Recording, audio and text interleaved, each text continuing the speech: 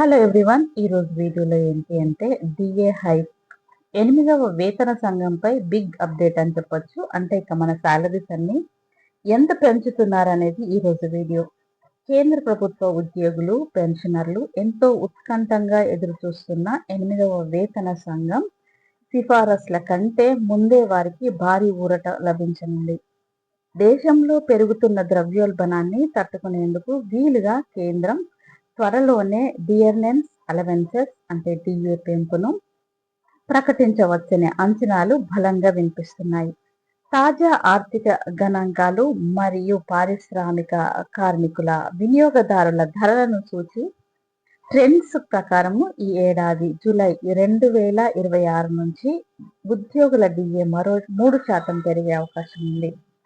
ప్రస్తుతం కేంద్ర ప్రభుత్వ ఉద్యోగులు తమ ప్రాథమిక వేతనంలో 60% మేర డిఏను అందుకుంటుండగా ఈ పెంపుతో అది 63%కి చేరనుంది.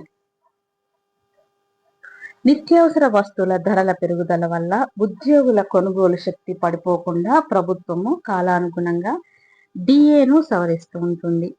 ఇటీవల కాలంలో పారిశ్రామిక కార్మికులకు సంబంధించిన రిటైర్డ్ ద్రవ్యోల్బణం 4.27% నుంచి 4.46%కి పెరిగింది. అలాగే ఏఐసిపిఐ ఐడబ్ల్యూని సూచి మార్చిలో 149.1 పాయింట్లుగా ఉండగా ఏప్రిల్ నాటికి 149.9 పాయింట్లకు చేరుకుంది.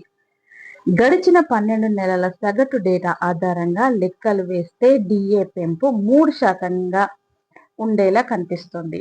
అయితే దీనిపై కేంద్ర మంత్రివర్గం ఆమోద ముద్ర వేయాల్సి ఉంది.